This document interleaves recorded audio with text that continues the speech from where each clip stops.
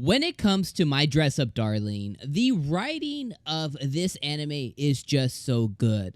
We just got done watching episode number 4, and the writing of the anime is just absolutely terrific. Like, when I'm watching an anime and it can truly draw out those feelings from me as a viewer, we know and I know that this is something special.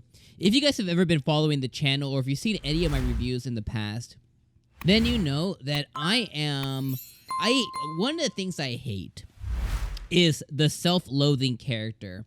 And the reason that I hate the self-loathing character, the character who's like, I'm not good enough, I can't be this, blah, blah, blah, I'm the worst, blah, blah, blah, blah, blah. The reason that I hate that is because it's never well written. It's always done so cringy and just so, just not well done that I always hate it. In this episode, Gojo goes through a few up and downs, emotionally. And as the viewer, we get taken down that roller coaster with him. And he does hit a moment, when he's kind of reached his peak. He reached his limit on how much he could take with all the things stacking up, on top of each other. And he reached his limit. And at that moment, he began to kind of, question himself. Am I not good enough? Will I ever be good enough? Will I be able to make Kitagawa or, MARIN, will I ever be able to make her happy? And not from, a romantic sense, just from, being able to complete this project that he kind of promised on. He has grandpa who's been practicing his brushes. I haven't been practicing my brushes because I've been distracted. If he says it takes, you miss one day, it takes 3 to make up, how many have I missed? He's having all of these thoughts, and we're getting taken on this emotional journey with him. And the thing that I loved the most about this scene specifically, and again, I typically hate that self-loathing character, but the thing that I loved most about this is it felt based in reality. In life, especially as you continue to kind of get older in life, as you kind of go through your life's journey, you will find that when shit hits the fan, all the shit hits the fan. It's like if one thing goes wrong, here's 8 other things that are going to be stacked on top of that thing that you suddenly have to deal with in one time. The positive of that nature and that thing occurring in your life is once you're able to get over that, typically you're good again for a long time. But the next time it happens, it's usually never just one thing, right? It's, it's some drastic thing happens. You get sick. And the day that you get sick, you have to go to work. You can't miss work because you're gonna get fired. If you get fired, you can't make your house payment. Your rent payment is suddenly late, but the electric bill just came out and put you negative. So now your rent's not gonna be able to come out in time. So you have to figure that out.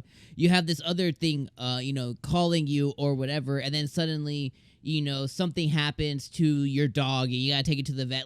That's typically how life ends up happening. It's just this roller coaster of emotions, but it's this domino effect of just crap happening. So with Gojo, we get taken on this journey, and that's kind of the point I'm trying to make, is that although he hits that point and he gets that self-loathing, self-pity moment, prior to that, we get taken on this 2-week journey with him, essentially. We get taken on him stress, we pick up where we got left off last week with him stressing about trying to make this deadline. He has 2 weeks to complete this project for Kitagawa, right? He has 2 weeks to complete this, and he doesn't really know what he's jumping into here because he's never done something of this capacity and this nature before. So he's thinking of I gotta do the cuts and the sewing and the this and the fittings and the this and the this and that. And he's like, I don't know if I'm be able to do all of this. I might just make it, just barely make it. Then, as he gets home, his grandpa, because he got shocked by the stuff that Gojo brought home, he falls, right? He gets taken to the hospital. That totally blows off that one day. That kind of blows off his next day because he has to go check up on his grandpa because his grandpa gets taken to his uncle's house, etc., right? Then when he gets to school, he's trying to deal with the issue of man, I missed 2 days. I wasn't able to work on this project. Then he talks to MARIN, and MARIN tells him oh yeah, midterm exams are coming up, and he's like, oh shit, midterm exams, I didn't even remember midterm exams. So now he has to study Now he has to visit Grandpa. Now he has to try and fit time in to work on the Shizuku-tan, cosplay outfit for Kitagawa. So he has to hit all of these things, and time is coming. Time is never a friend in these situations, right? Time is coming. Day after day after day is passing. He's running home. He's trying to do these things. Somebody calls to come and visit the Hina doll shop, and they're on a time crunch. He makes a tour happen. So when he hits that breaking point, we feel it for him. And I was like, wow. It's just so well written. That I just absolutely love it. Like, this is such a good anime. It is going to be one of the masterpieces, I'm telling y'all. One of the best animes of this year. Like, I am taking on this emotional journey just through the writing and through the conveyance of what they're trying to put on the screen, and it really, really comes through really strong.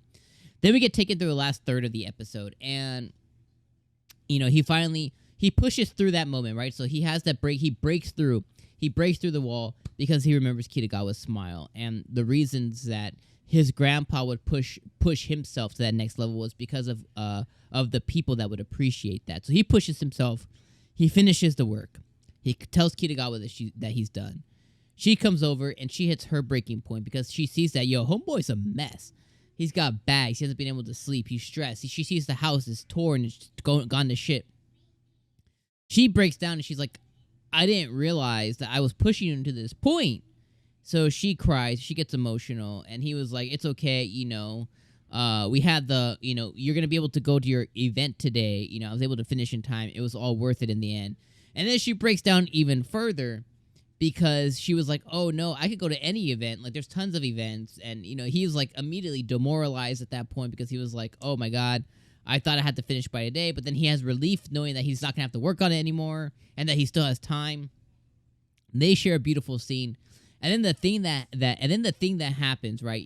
She ends up telling Gojo, like, because he's like in a moment, he's like, they're talking. He's like, I don't know if I'll ever be that good to actually professionally make Hina dolls. And she tells him that if anybody can do it, it's you. Like, just have that confidence in yourself. And for the first moment, he genuinely smiles in front of her. He shares that very sincere moment with her. And then the thing that I told you guys, if you've been watching my reviews, that would happen is, I told you that she would fall in love first. Although he has attraction to her, right? And he's appreciating that for the first time ever he's made a friend, and he has somebody he can share just anything with, and somebody who's not criticizing him or judging him by what he's in, like his interests, right? Which, we live in a day and age now where I can appreciate, as someone who grew up in high school, a long time ago, during those days, that a lot of things weren't socially accepted 10, 20 years ago. And now, a lot of things are, even when people have unique interests, like him having this Hina doll interest, although it's a niche interest, because Kitagawa has a niche interest, she's able to sympathize and recognize and empathize. I'm going to do all those words. But she's able to have those feelings, of towards him, even though she doesn't understand it. She feels that same way when people don't understand her, and with her when she's into cosplay, even some of the closest people around her. So I love that they shared that moment. And then I told you all that she's going to fall in love first.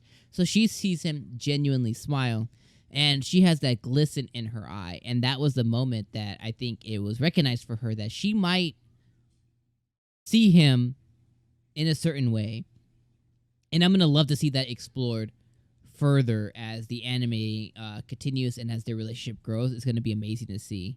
And then just to wrap up the video, she finally wears her Shizuku-tan cosplay outfit. She shaves off her eyebrows, and she looks amazing. And in that moment, our boy Gojo realizes it was all worth it. And it's beautiful, and this anime is just so good. I became teary-eyed. I laughed. I felt stuff. This anime is just so good, and it's a pleasure to watch it every single week. Especially, it's a pleasure to watch it with you guys. So thank you all for being here, and I'll see you guys next week for episode 5 as we continue our emotional love journey between Gojo and MARIN. All right, my friends. I'll see you guys next week for episode number 5. Peace out.